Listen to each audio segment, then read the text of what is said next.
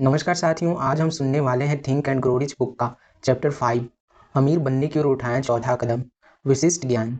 ज्ञान दो प्रकार का होता है, विशिष्ट और सामान्य। सामान्य चाहे कितना भी विविध और विशाल हो, धन प्राप्ति के संदर्भ में उसका कोई ज्यादा महत्व नहीं है। वैसे महान विश्वविद्यालय उस ज्ञान के विधि संकाय चलाते हैं और सृष्टि के उन्मेषण से आज तक जो भी ज्ञान उपलब्ध है वह इन विश्वविद्यालयों में पढ़ाया जाता है। लेकिन सत्य यह भी है कि ज्यादातर आचार्यगण नगण्य रूप में ही धनी होते हैं। उन्हें ज्ञान देना तो आता है, पर उसकी सही व्यवस्था कर स्वयं को धनी बनाना नहीं। शायद ज्ञान के विविध उपयोगों से वे परिचित भी नहीं है। कोई ज्ञान धन को आकर्षित नहीं कर सकता जब तक वह सही रूप में व्यवस्थित, अक्लमंदी से निर्देशित और स्पष्ट रूप से धन प्राप्ति की योजना के लिए कायदे से न ढाला जाए। इस सत्य की नासमझी लाखों लोगों को इस मुगालते में डाले रहती है कि ज्ञान ही शक्ति है। ऐसा कुछ नहीं है। ज्ञान तो मात्र संभावित शक्ति ही हो सकता है। यह पूरी तरह शक्ति का रूप तभी लेता है जब उसे सही प्रकार से व्यवस्थित कर योजनाबद्ध तरीके से उसको उपयोग में लाया जाए। हमारी मानवीय शिक्षा को ज्ञान समझना ज्ञान की यही गुमशुदा कड़ी है। शैक्षणिक संस्थान ज्ञान तो देते हैं, पर यह नहीं बताते कि कैसे इसे कायदे से व्यवस्थित कर उपयोगी बनाया जाए। कई लोग यह समझने की गलती करते हैं कि चूंकि हेनरी फोर्ड की ज्यादा स्कूली शिक्षा नहीं हो पाई थी, वह कोई पढ़ा लिखा इंसान नहीं था। ऐसे लोग न तो हेनरी फोर्ड को ही ठीक समझ पाए हैं, न यही जानते कि वास्तव में शिक्षा या एजुकेशन का अर्थ क्या है। यह शब्द एजुकेशन धातु एजुकुश बना है, जिसका मूल अर्थ है बाहर निकालना, स्पष्ट करना, विकसित करना या बाहर निकालकर विकसित करना। एक शिक्षित व्यक्ति का यह अर्थ नहीं कि उसके पास हर तरह का विशिष्ट और सामान्य ज्ञान है। इसका वास्तविक अर्थ है कि शिक्षित व्यक्ति ने अपने मस्तिष्क के फैकल्टीज को पूरी तरह विकसित कर लिया है और उसे बिना दूसरों को परेशान किए अपना उद्देश्य प्राप्त करने आता है। यह डिफिनेशन हेनरी फोर्ड पर पूरी तरह लागू होता है। विश्व युद्ध के दौरान शिकागो के एक अखबार ने कुछ संपादकीय लेख लिखे, जिसमें से एक में हेनरी फोर्ड को एक अज्ञानी संतुष्टिकर्ता बताया गया था। हेनरी फोर्ड ने इस पर एतराज किया और अखबार के खिलाफ मानहानि का मुकदमा चला दिया। मुकदमे के दौरान अखबार के वकील ने हेनरी फोर्ड को कटघरे में इसलिए खड़ा किया कि वह उसे अज्ञानी सिद्ध कर सके। उसने फोर्ड से कई सवाल पूछे, जिनका उद्देश्य जज के सामने यह सिद्ध करना था कि चाहे फोर्ड को कार बनाने की सारी कलाएं आती हो और विशिष्ट रूप से ज्ञानवान हो, पर वह आमतौर पर एक अज्ञानी ही है। कुछ सवाल जो फोर्ड से पूछे गए जो इस प्रकार है। बेनेडिक्ट आर्नल्ड कौन था? सन 1776 की क्रांति को दबाने के लिए ब्रिटिश शासन ने कितने सिपाही अमेरिका भेजे थे? इस प्रश्न के उत्तर में हेनरी फोर्ड ने कहा, सही संख्या तो मुझे मालूम नहीं, पर यह ज्ञात है कि एक बड़ा दल भेजा गया था, जिसमें से बहुत कम वापस गए थे। अंततः फोर्ड ने सवालों से तंग आकर कहा, मैं क्यों उन सवालों का उत्तर दूं? मेरे पास आदमी है जो हर प्रश्न का उत्तर दे सकते हैं। मैं फालतू के उस सामान्य ज्ञान से अपना दिमाग क्यों भर लूं, वह भी उस ज्ञान के बदले जिसके जरिए मैं लाखों कमा रहा हूँ। वाकई में उस खूंखार वकील को चुप कराने वाला यह एक बढ़िया जवाब था। कोर्ट रूम में उपस्थित सभी लोगों ने माना कि फोर्ड का लक्षण एक अज्ञानी का नहीं, वरन पूरी तरह शिक्षित व्यक्ति का है। शिक्षित आदमी वह है जिसको ज्ञात है कि जरूरत के वक्त वह कहां से वांछित ज्ञान प्राप्त कर सकता है। अपने मास्टरमाइंड के जरिए फोर्ड को हर प्रश्न का उत्तर मिल सकता है, तो वह अपना ज्ञान सामान्य एवं बहुत हद तक फालतू ज्ञान में क्यों खपाए। अपना विशिष्ट ज्ञान उसने उपयोग में रखा और अमेरिका का एक समय का सर्वाधिक धनी व्यक्ति बन गया। हर ज्ञान अपने मस्तिष्क में हमेशा भरने का क्या लाभ? आपको यह मालूम होना चाहिए कि जरूरत के वक्त यह ज्ञान आपको कहां से या कैसे उपलब्ध हो सकता है। आपको भी अपनी इच्छा को धन को मूर्त रूप में बदलने के लिए एक खास मूल्य चाहिए, जो किसी सेवा या वस्तु के रूप में हो सकती है, जिसे आप अपनी इच्छा पर कुर्बान करते हुए न हिचकेंगे। शायद आपको काफी विशिष्ट ज्ञान चाहिए, क्योंकि आपकी अपनी बुद्धि और मास्टरमाइंड ग्रुप के बीच में काफी बड़ी खाई है। एक बार एंड्रूज कार्नेगी ने मुझे बताया था कि वस्तुतः इस्पात व्यापार के बारे में उसका तकनीकी ज्ञान बिल्कुल नगण्य था। उसने यह भी कहा कि उसकी ज्यादा इस ज्ञान को प्राप्त करने की इच्छा भी नहीं हुई। उसके लिए भी यह ज्ञान मास्टरमाइंड ग्रुप के रूप में उपलब्ध था। अर्थात 24 घंटे की एटीएम की सुविधा उपलब्ध है, तो नोटों का मोटा बंडल लिए हम क्यों घूमते रहें और जोखिम उठाएं। हेनरी फोर्ड सिर्फ 6वीं क्लास तक ही पढ़ पाया था। उनका उदाहरण उन हजारों कम पढ़े लिखे लोगों का साहस बढ़ाएगा जो समझते हैं कि कम शिक्षा के कारण शायद वह कभी धनी नहीं बन पाएंगे। ऐसे लोगों को अपनी हीनता की भावना से उभर कर अपनी धनी होने की इच्छा को पूरा करने में जुट जाना चाहिए। ज्ञान कैसे खरीदा जाए? एक फायदे का सौदा। पहले तय करें कि किस प्रकार का विशिष्ट ज्ञान आपको चाहिए और इस ज्ञान प्राप्ति का मुख्य उद्देश्य क्या है। यदि आपके अपने जीवन का उद्देश्य ज्ञात है, तो आपको समझ में आ जाएगा कि उसको प्राप्त करने के लिए आपको कैसा ज्ञान चाहिए। उसके बाद आपके पास पक्की सूचना होनी चाहिए कि यह ज्ञान किन स्रोतों से प्राप्त हो सकता है। कुछ महत्वपूर्ण स्रोत नीचे दिए गए हैं। नंबर 1, अपना व्यक्तिगत अनुभव और शिक्षा। नंबर 2, दूसरों के सहयोग में प्राप्त अनुभव और शिक्षा का ज्ञान। नंबर 3, कॉलेजों एवं विश्वविद्यालयों से। नंबर 4, सार्वजनिक लाइब्रेरियों से, वहां उपलब्ध पत्र पत्रिकाओं और पुस्तकों के माध्यम से। नंबर 5, विशिष्ट प्रशिक्षण कार्यक्रम कोर्स द्वारा और रात्रि विद्यालय एवं ऐसे ही संस्थान द्वारा। याद रखें कि यदि ज्ञान का कोई उपयोग नहीं किया जाए तो ज्ञान भी एक फालतू बोझ हो जाता है। इसलिए सिर्फ डिग्रियों का अपने आप में कोई महत्व नहीं, वे तो यह बताती है कि यह आदमी इतना कुछ जानता है। इस ज्ञान से जब तक कोई उपयोगी काम नहीं किया गया तो यह भी रखा रखा बेकार हो जाता है। भारी से भारी तोप में अगर जंग लग जाए तो वह एक मच्छर भी नहीं मार सकती। यदि आप विशिष्ट स्कूलों के माध्यम से कोई खास ज्ञान लेने की योजना बना रहे हैं, तो पहले ये देखिए कि आपको इससे क्या लाभ मिल पाएगा। इसके बाद उसको प्राप्त करने के भरोसेमंद साधन ढूंढिए। सफल लोग अपने क्षेत्र से संबंधित ज्ञान सदैव लेते ही रहते हैं। जो यह सोचते हैं कि शिक्षा या ज्ञान प्राप्त करना ही उनका मुख्य उद्देश्य है, वे कभी सफल नहीं हो सकते। अंततः तो ज्ञान का मूल्य वही है जो आपको उससे प्राप्त हो सके, और स्कूल कॉलेज वगैरह तो आपको मात्र ज्ञान प्राप्त करने की विधियां या तरीके बताते हैं। असली ज्ञान तो उस ज्ञान के उपयोग में ही निहित है। उस बदले हुए विश्व की शुरुआत आर्थिक कबाड़े से हुई थी, परंतु उस बदले विश्व की शैक्षणिक जरूरतें भी काफी बदल चुकी है। आज का युग विशिष्टीकरण या स्पेशलाइजेशन का युग माना जाता है। उस पर सर्वाधिक जोर दिया था कोलंबिया यूनिवर्सिटी के secretary of appointment Robert P Murray ने।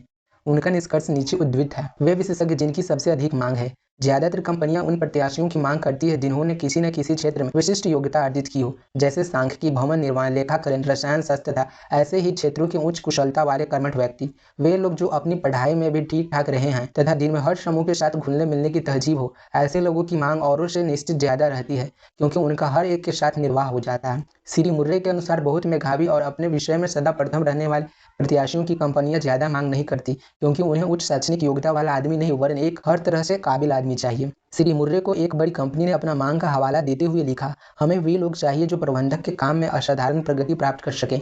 इसलिए हम प्रत्याशियों की बुद्धिमत्ता और समग्र व्यक्तित्व पर ज्यादा जोर देते हैं, उनकी शैक्षणिक पृष्ठभूमि पर नहीं। विद्यार्थियों को तैयारी का सुझाव। मुर्रे का कहना है कि कॉलेज शिक्षा के दौरान होने वाली गर्मियों की छुट्टियों में कुछ व्यावसायिक कोर्स को करना चाहिए। जब वह 2-3 साल की पढ़ाई समाप्त कर निकलेंगे तो किसी योग्य हो पाएंगे। सिर्फ पढ़ाई करने के लिए पढ़ने का कोई मुनाफा नहीं है।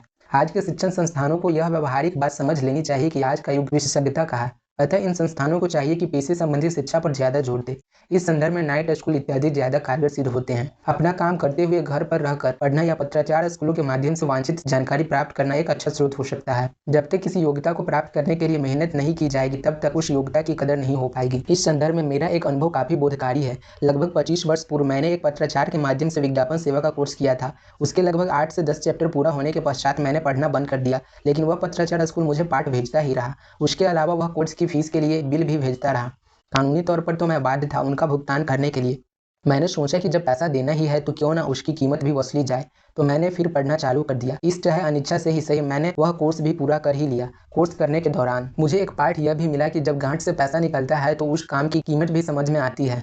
अमेरिका के ज्यादातर स्कूल मुफ्त शिक्षा प्रदान करते हैं। यहाँ मुफ्त वाचनालय भी बहुत है। इस कारण उसके विद्यार्थी अपनी शिक्षा की कदर नहीं करते। यह भी देखा गया है कि यहाँ पर उन्हीं लोगों की ज्यादा मांग होती है जिन्होंने होम स्टडी कोर्स के जरिए अपनी पढ़ाई की है, क्योंकि जब उनको वाकई में पढ़ने की लालसा होगी तभी तो वे ये कोर्स ज्वाइन करेंगे।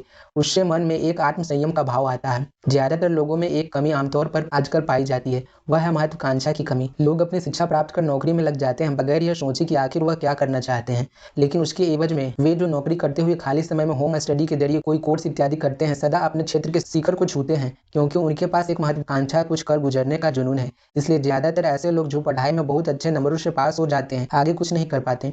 वे यह नहीं समझ पाते कि ज्ञान अपने आप में कोई उपलब्धि नहीं है। आपकी चीज है कि उससे आपने क्या उपलब्ध किया है।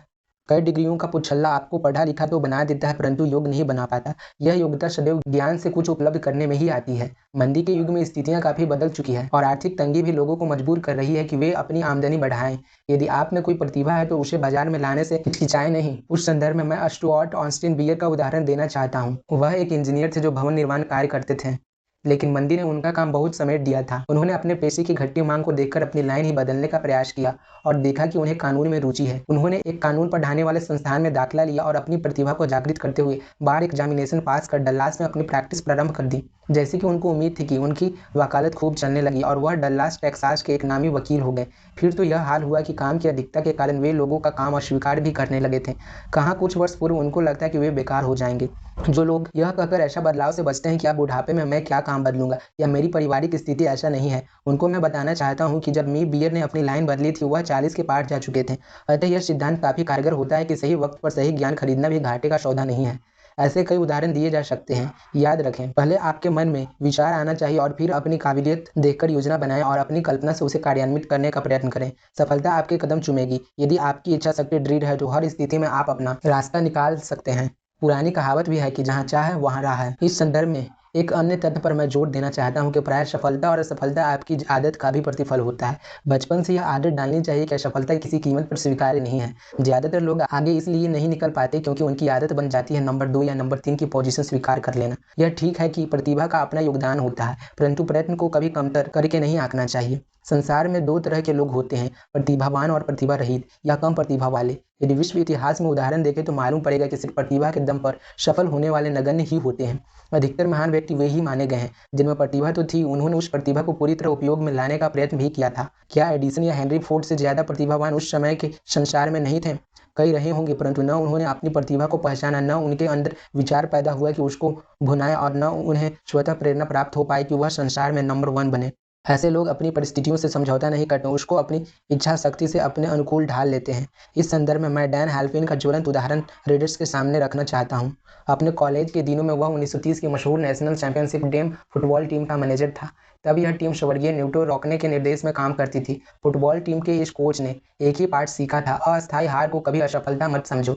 जैसे कि एंड्रूज कार्नेगी सदृश औद्योगिक नेता की तब युवा बिजनेसमैन के लिए राय थे। लेकिन जब युवा हेल्पिन ने अपनी कॉलेज की पढ़ाई खत्म की, तब भयानक मंदी के कारण नौकरियों का अकाल था। उसने कुछ दिनों तक निवेश बैंकिंग और मोशन पिक्चर कंपनियों में काम करने के बाद कमीशन के आधार पर इलेक्ट्रिक हेयरिंग एड बेचने का धंधा प्रारंभ किया। यह ठीक है कि ऐसा तो कोई भी कर सकता था, लेकिन उसे भरोसा था कि सही राह पर उसे एक मौका तो मिला। उसने हेयरिंग एड बेचने में ऐसा कीर्तिमान स्थापित किया कि हेयरिंग एड बनाने वाली प्रतियोगी कंपनी डिक्टोग्राफ प्रोडक्ट्स कंपनी के चेयरमैन ने इस आदमी के बारे में जानना चाहा, जो उनकी कंपनी को हेयरिंग एड की बिक्री में लगातार हरा रहा था। उसने हेल्पिन को इंटरव्यू के लिए बुलाया और उसे नया सेल्स मैनेजर नियुक्त कर दिया, जो एकॉस्टिकन डिवीजन का प्रभारी भी था।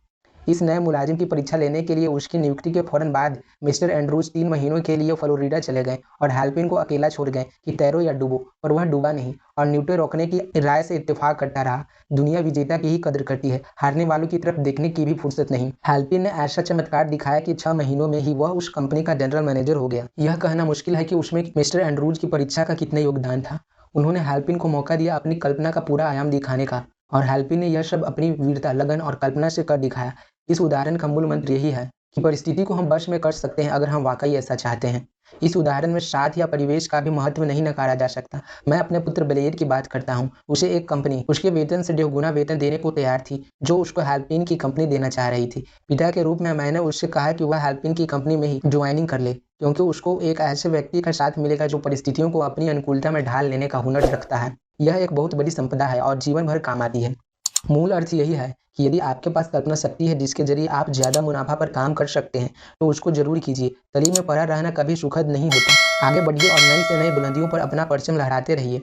विचार या आइडिया आपको एक रास्ता सुझाता है, कल्पना उसके आयाम दिखाती है, स्वतः प्रेरणा इस इच्छा की पूर्ति के हित में नई योजना दिखाता है। लेकिन विचार का जन्म विशिष्ट ज्ञान से होता है। यदि आपको किसी क्षेत्र का ज्ञान ही नहीं है तो आप विचार भी क्या करेंगे। जो अपनी व्यक्तिगत सेवा को ऊंचे दामों में बेच सकते हैं, उनके पास यह सब योग्यताएं होना तो लाजमी है। यदि आपके पास कल्पना है तो इस चैप्टर से आपको विचार मिल सकते हैं। याद रखें, किसी भी इच्छा पूर्ति की शुरुआत विचार ही होती है। यदि विचार आया है तो विशिष्ट ज्ञान भी किसी मोड़ पर मिल ही जाएगा।